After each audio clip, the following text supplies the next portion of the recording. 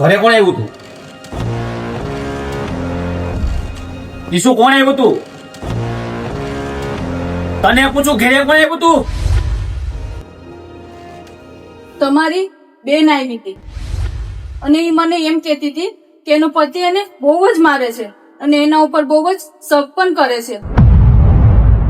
એના પતિએ આ બધી લગ્ન દિવસેથી જ ચાલુ કરી દીધું હતું અને તમારી બેનને તમને કહેવાની બહુ કોશિશ કરી પણ એના પતિએ એને ચૂપ કરાવી દીધી.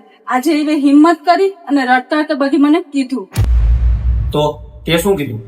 તો મેં એને કીધું કે હું તમારા ભાઈ સાથે વાત કરી અને પછી તમને કહું. તો તમે મને કહો, શું એના પતિ સામે એને ચૂપ રહેવાને બદલે બોલવું જોઈએ?